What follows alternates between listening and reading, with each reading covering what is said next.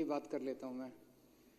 पिछले 2 दिन से मैं मुख्यमंत्री आतिशी जी के साथ दिल्ली की सड़कों का मुआयना करने के लिए निकला था।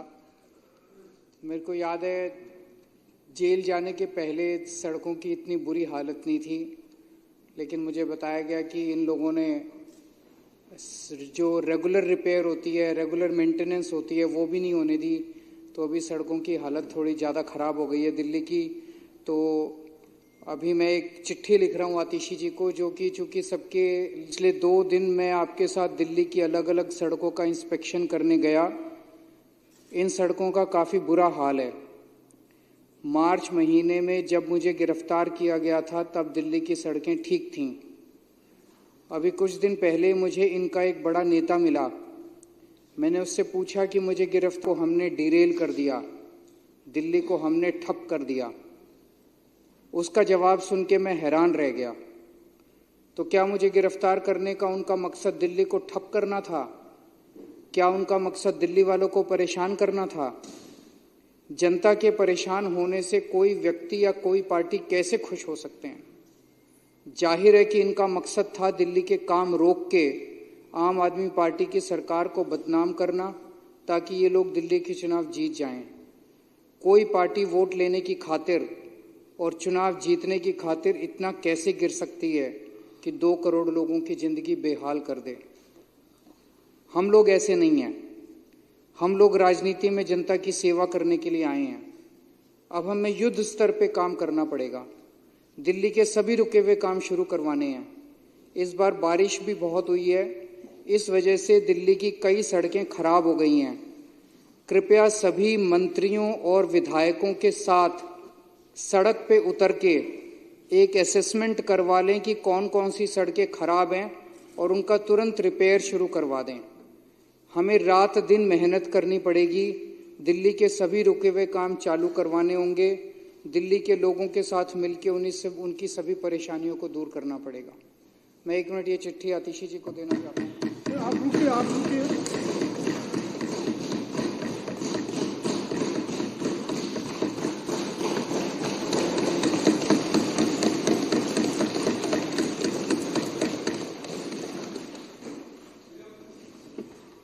मेरा सभी विधायकों से भी निवेदन है कि खासकर आम आदमी पार्टी के विधायकों से कि इन लोगों ने हमारे काफ़ी समय खराब कर दिया पिछला। पहले मनीष जी को गिरफ्तार करके, फिर मुझे गिरफ्तार करके, और उसके पहले कोरोना हो गया था, उसमें काफ़ी टाइम चला गया था। अब अपने को रात दिन मेहनत करनी पड़ेगी, बहुत मेहनत करनी पड़ेगी। हम सब लोग जनता की सेवा करने के लिए राजनीति के अंदर आए हैं। तो आने वाले कुछ दिनों के अंदर हमें ये सबकी ड्यूटी लगाई जाएगी। सबको रात को या सुबह अर्ली मॉर्निंग निकल के सड़कों का मुआयना करना पड़ेगा। जो जो सड़कें टूटी हुई हैं उनकी एक असेसमेंट कर लेते हैं और उन सारी सड़कों का एक साथ रिपेयर करने का, खासकर पीडब्ल्यूडी की सड़कें जो है रिपेयर करने का ऑर्डर आतिशी दे देंगी, ताकि सारी सड़कें एक साथ रिपेयर की जा सकें।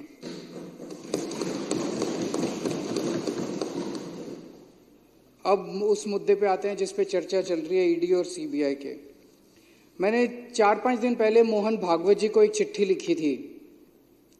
उस चिट्ठी में मैंने मोहन भागवत जी से 5 मुद्दों की बात की थी, और उसमें एक मुद्दा ये भी था कि जिस तरह से प्रधानमंत्री मोदी जी इस देश के सबसे भ्रष्ट नेताओं को ईडी और सीबीआई से डरा के या पैसों का लालच दे के दूसरी पार्टियों से तोड़ के अपनी पार्टी में शामिल कर रहे हैं, क्या मोहन भागवत जी उनसे सहमत हैं? मोदी जी ने खुद कुछ दिन पहले जिनको भ्रष्टाचारी बोला, अमित शाह जी ने खुद कुछ दिन पहले जिनको भ्रष्टाचारी बोला, भारतीय जनता पार्टी ने खुद जिन लोगों को कुछ दिन पहले भ्रष्टाचारी बोला, कुछ दिन के बाद उनको अपनी पार्टी में शामिल करा लेते हैं। 27 जून 2023 को प्रधानमंत्री जी ने कहा कि अजीत पवार पे 70,000 करोड़ रुपए के घोटाले का आरोप है, हम इनको जेल भेजेंगे। 27 जून 2023, और 5 दिन के बाद 2 जुलाई को उनको अपनी सरकार में शामिल करके उनको उप मुख्यमंत्री बना दिया। मैं इनसे पूछना चाहता हूं, कुछ शर्म आती है?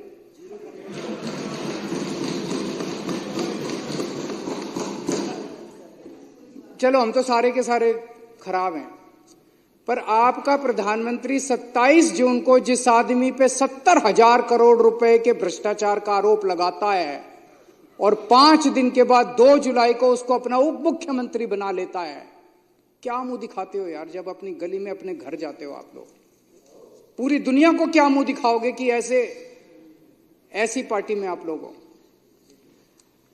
22 जुलाई 2015 को भारतीय जनता पार्टी एक वो निकालती है असम के अंदर, उसमें कहती है कि हेमंत बिश्व शर्मा बहुत बड़ा भ्रष्टाचारी है। 22 जुलाई 2015 को, और एक महीने के बाद 23 अगस्त 2015 को उसको अपनी पार्टी में शामिल कर लेते हैं। ऐसे 25 नगीने हैं मोदी जी के, हीरे हैं जो चुन चुन के मोदी जी ने दूसरी पार्टियों से इकट्ठे किए हैं। ये मोदी जी के बहुत करीब हैं, चुन चुन के वो दूसरी पार्टियों से लेके आए, उनके ऊपर जितना कचरा था, गंद था, सारा साफ किया मोदी जी ने, सारे केस उनके धोए। अजीत पवार एनसीपी के होते थे, इनके ऊपर इकोनॉमिक ऑफेंसेस विंग का केस था, ईडी का केस था, दोनों केस बंद करवा दिए मोदी जी ने। प्रफुल्ल पटेल एनसीपी के नेता थे, सीबीआई का केस था, ईडी का केस था, दोनों केस बंद करवा दिए मोदी जी ने, अपनी पार्टी में शामिल कर लिया प्रधानमंत्री जी ने। प्रताप सरनायक शिवसेना का नेता था, इस पे ईडी का केस था, ईओडब्ल्यू का केस था, दोनों केस बंद करवा दिए मोदी जी ने, आप इस बीजेपी में शामिल कर लिया। हेमंत बिश्व शर्मा कांग्रेस का नेता था, सीबीआई का केस था, ठंडे बस्ते में डाल दिया, इसको अपनी पार्टी में शामिल कर लिया। हसन मुशर्रफ एनसीपी का नेता था, ईडी का केस था, ठंडे बस्ते में डाल दिया, मोदी जी ने इसको अपनी पार्टी में शामिल कर लिया। भावना गवाली शिवसेना की नेता थी, ईडी का केस था इस पे। यामिनी और यशवंत यादव शिवसेना के नेता थे, ईडी का केस था, इनका केस ठंडे बस्ते में डाल दिया। सीएम रमेश, रविंदर सिंह, संजय सेठ, शुभेंदु अधिकारी, के गीता, शोभन चैटर्जी, छगन भुजबल, कृपा शंकर सिंह, दिगंबर कामत, अशोक चौहान, नवीन जिंदल, तपस रे, अर्चना पाटिल, गीता कोड़े, बाबा सिद्दीकी, ज्योति मिंडा, सुजाना चौधरी, ये इनकी ईमानदारी है,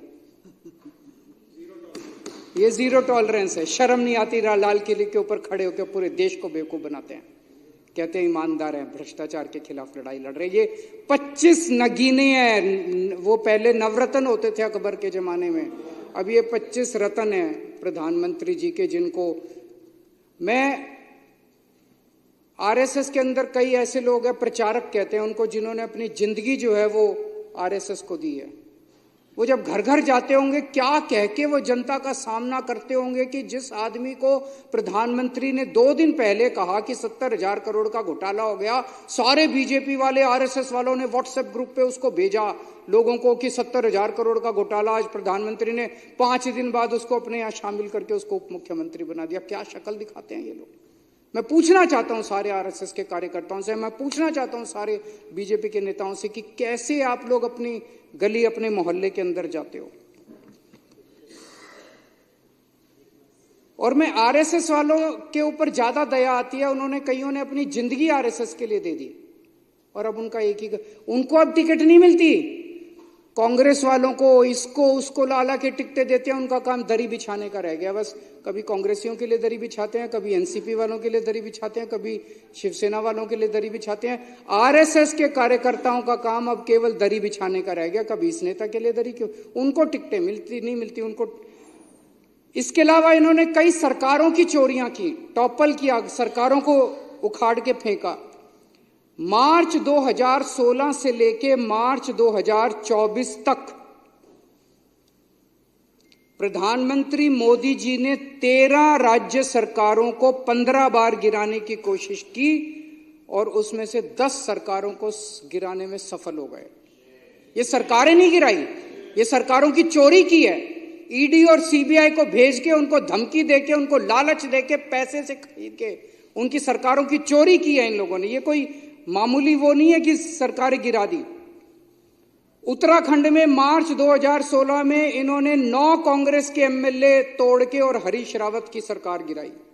2016 में अरुणाचल प्रदेश में 33 पीपीए के 43 में से 33 एमएलए तोड़ के वहां पे सरकार गिरा दी, वहां सरकार बना ली। गोवा में जुलाई 2019 में इनको बहुमत नहीं मिला मार्च 2017 के रिजल्ट्स में, नतीजन इन्होंने 12 कांग्रेस के एमएलए तोड़ के सरकार बना ली। कर्नाटक में 2019 में इनको बहुमत नहीं मिला, इन्होंने 17 कांग्रेस के और जेडीएस के एमएलए तोड़ के सरकार बना ली। मध्य प्रदेश में 2020 में इनको बहुमत नहीं मिला और इन्होंने 22 एमएलए तोड़ के, ये बहुत सारे केस हैं, 10 सरकारें तोड़ के इन्होंने सरकार बना ली। और आज इन्होंने एमसीडी के ऊपर गलत तरीके से कब्जा कर लिया, एमसीडी की चोरी कर लिया आज इन लोगों ने। मैं मोहन भागवत जी से मैंने यही चिट्ठी लिखी थी कि क्या राजनीति में शुचिता होनी चाहिए कि नहीं होनी चाहिए। आरएसएस ने अब खुलेआम कह दिया भाई जो मन में आए करो, आरएसएस ने खुली छूट दे दी है बीजेपी को। यही मैंने मोहन भागवत जी से पूछा था, क्या मोदी सरकार की बेईमानियों और भ्रष्टाचार का आरएसएस समर्थन करती है? अगर नहीं करती है तो मोहन भागवत जी की जिम्मेदारी बनती है कि खुले शब्दों में, सख्त शब्दों के अंदर पूरे देश के सामने वो ये कहें कि मोदी जी जो सरकार चला रहे हैं वो सरकार बेईमान है, वो सरकार भ्रष्टाचारी है और वो इसका समर्थन नहीं करते। ये मोहन भागवत जी की जिम्मेदारी है कि पूरे देश के अंदर वो ये स्टेटमेंट दें। आज इन्होंने एमसीडी के अंदर जो किया, चुनी हुई, मैंने जेल के अंदर सुभाष चंद्र बोस, भगत सिंह, इनको बहुत पढ़ा। इन लोगों ने अपनी जान की कुर्बानी लगा दी, जान इन्होंने दे दी अपनी देश को आजाद कराने के लिए। किस लिए आजाद कराया इन्होंने देश? इसीलिए तो आजाद कराया था कि देश के अंदर एक जनतंत्र होगा, जनता चुनेगी, जनता के चुने हुए नुमाइंदे वो सरकार चलाएंगे, जनता के सपने पूरे करेंगे। इसलिए थोड़ी करा था कि एक एलजी आके बैठ जाएगा, अफसर आके बैठ जाएंगे और चुने हुए लोगों को दरकिनार करके और अपनी मर्जी से सरकार चलाएंगे। दिल्ली के लोगों ने एक मेयर को चुना, दिल्ली के लोगों ने काउंसलरों को चुना, दिल्ली के लोगों ने एक सदन को चुना, एमसीडी को चुना, दिल्ली नगर निगम को चुना और उनको कहा भाई अब आप दिल्ली की व्यवस्था चलाओ, दिल्ली की नगर निगम को चलाओ। कानून के अंदर, दिल्ली नगर निगम के कानून में लिखा है कि जो सदन है, सदन की अध्यक्षता मेयर करेगी। एलजी ने कानून आज ऑर्डर पास कर दिया कि अब अध्यक्षता एडिशनल कमिश्नर करेगा। कल आपको भी हटा देंगे, कल लोकसभा स्पीकर को भी हटा देंगे, वहां पे लिख देंगे अब होम सेक्रेटरी जो है लोकसभा की अध्यक्षता करेगा, राज्यसभा की अध्यक्षता अब जो है वो डिफेंस सेक्रेटरी करेगा। ये क्या हो रहा है इस देश के अंदर? क्या इसीलिए हमारे देश के स्वतंत्रता सेनानियों ने अपनी जान गंवाई थी? खत्म कर दिया जनतंत्र इन लोगों ने। एलजी दिल्ली चलाएगा और एडिशनल कमिश्नर जो है वो नगर निगम की अध्यक्षता, कानून के अंदर लिखा है कि मेयर अध्यक्षता करेगा, कानून के अंदर लिखा है कि मेयर ही कंपिटेंट है नगर निगम की, कॉरपोरेशन की, सदन की मीटिंग बुलाने के लिए। कब मीटिंग बुलाई जाएगी, किस दिन बुलाई जाएगी, कितने बजे बुलाई जाएगी, ये मेयर तय करेगा। जैसे आप तय करते हैं, अध्यक्ष तय करता है कि मीटिंग किस दिन होगी, एडजर्न होगी, नहीं होगी, किस दिन होगी, ये मेयर तय करता है। एलजी ने कर दिया, कमिश्नर ने कर दिया। उसमें लिखा हुआ है कि 72 घंटे का नोटिस दिया जाएगा। कोई नोटिस, कल रात को 10 बजे नोटिस निकाल दिया कि आज 1 बजे, उसमें कोई कानून के अंदर उनको पावर ही नहीं है, ना कमिश्नर को पावर है, ना एलजी को पावर है। तो गुंडागर्दी मचा रखी है। उसके अंदर लिखा है कि नोटिस जो है सबके घर भेजा जाएगा। किसी के घर नोटिस नहीं पहुंचा आज, किसी के घर एक व्हाट्सएप कर दिया, व्हाट्सएप आधों को मिला, आधों को नहीं मिला, आधे दिल्ली के बाहर हैं। ये क्या, ये चुनाव कराया इन लोगों ने? तो आज इन्होंने एमसीडी की चोरी की है जो कि पूरे देश के सामने है और ये इसकी हम सख्त निंदा करते हैं। एक चीज और बहुत जरूरी है, सब लोगों को मैं आगाह करना चाहता हूं। ये लोग जानते हैं कि ये लोग दिल्ली हार रहे हैं, बुरी तरह से हार रहे हैं। अब जो मेरे को पता चला है, इन्हीं के नेताओं ने मेरे को बताया, इनके नेताओं ने मुझे बताया कि बहुत बड़े स्तर पे आम आदमी पार्टी के वोट काटने का और फर्जी वोट डलवाने का काम इन लोगों ने शुरू कर दिया है। इन लोगों ने हर कॉलोनी में कुछ पेड एम्प्लॉइज रखे हैं, वो पेड एम्प्लॉयज घर घर जा रहे हैं, सब लोग समझ लेना, वो घर घर जा रहे हैं, उनसे पूछ रहे हैं आप किस पार्टी को वोट देते हो जी, किस पार्टी के हो। अगर कोई गलती से कह दे आम आदमी पार्टी का हो तो उसका वोट कटवा देंगे। तो एक तो मैं दिल्ली की जनता को कहना चाहता हूं कि रोज इलेक्शन कमीशन की वेबसाइट पे जाके अपना वोट चेक कर लेना कि वोट कटवा तो नहीं दिया किसी ने। दूसरा, अगर कोई आपके घर पूछने आए कि आप किस पार्टी को वोट देते हो, आप कह देना बीजेपी को वोट देते हैं, फिर आप सेफ हैं, फिर आपका वोट नहीं कटेगा। आप झूठ बोल देना बीजेपी को वोट देते हैं, फिर आपका वोट सेफ है, आपका वोट नहीं कटेगा। और डेली अपने वोट चेक करना। और सारे मैं विधायकों को भी कहना चाहता हूं कि अपने अपने विधानसभा के अंदर जितने बूथ लेवल के आपके वॉलंटियर्स हैं उनको आगाह कर दीजिए, डेली बेसिस पे चेक करें किसका वोट कटा, किसका वोट डला, वो ठीक डल रहे हैं, गलत डल रहे हैं, इसके ऊपर अपने को निगाह रखनी है। और इतनी बुरी राजनीति मैंने कभी नहीं देखी थी। मेरा तो छोटा सा राजनीतिक जीवन है, मैं तो 10-12 साल से ही राजनीति में हूँ, लेकिन इतनी बुरी राजनीति मैंने देश के अंदर कभी नहीं देखी थी। और मैं उम्मीद करता हूं कि हमसे जो बन पड़ेगा हम वो सब करेंगे देश की राजनीति को साफ करने के लिए। उसी के लिए आए हैं, देश राजनीति को साफ करना और जनता की सेवा करनी है। भगवान हमें अपना आशीर्वाद दे और हमें अपनी दिशा दिखाता रहे। बहुत बहुत शुक्रिया।